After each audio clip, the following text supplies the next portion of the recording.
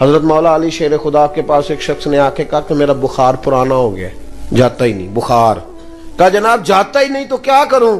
تو حضرت علی کا بھی نسخہ سنو، شیروں کی باتیں بھی شیروں جیسی۔ مولا علی شیر خدا فرمانے لگے اگر کسی بی بی کے پاس حق مہر کے پیسے پڑے ہو نا، وہ پیسے اس سے لے کے نا اس کا شہد خرید کے پی، اللہ تعالیٰ اس کی برکت سے تیری ساری بیماریاں دور کر دے گا، کیونکہ وہ برکت والے پیسے ہوتے ہیں۔ کون سے؟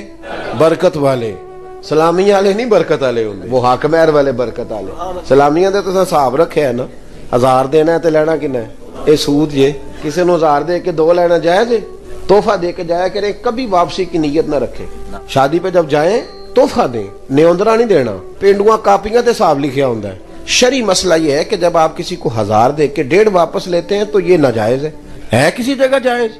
تو جو بات غلط ہے وہی سمجھانی ہے نا میرے بھائی آپ کو۔ آپ نے کرنا یہ ہے کہ تحفہ کہنا ہے اس کو، واپسی کا ارادہ آپ تھوڑے دے لیں، 1000 کی جگہ 500 دیں، تھوڑے دیں، لیکن واپسی کی کوئی نیت کارا کے کاپی تے نہیں لکھنا۔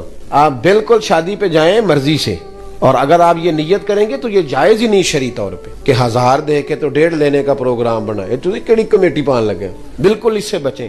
سب سے زیادہ حق مہر دینے کی کوشش کرنی چاہیے، لیکن وہ باجے والے لے جاندے نے 50,000 تے حق مہر دی واری کرنے نے ویکھو جی اسی منڈا نہیں ویچنا ہے، ہاں جی تساں لاکھ آکھیا تے اسی واپس ہی جانا جی۔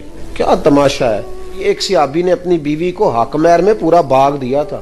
یہ برکت والے پیسے ہوتے ہیں، کدھر لے جائے گی وہ؟ خدا کا خوف کرے، حق مہر 32 روپیے رکھ لو۔ ایک کیڑی حدیث چاہیا جی، کیڑے امام دا فتوی ہے؟ حق مہر جتنا لڑکا دے سکے، سمجھ آئی ہے؟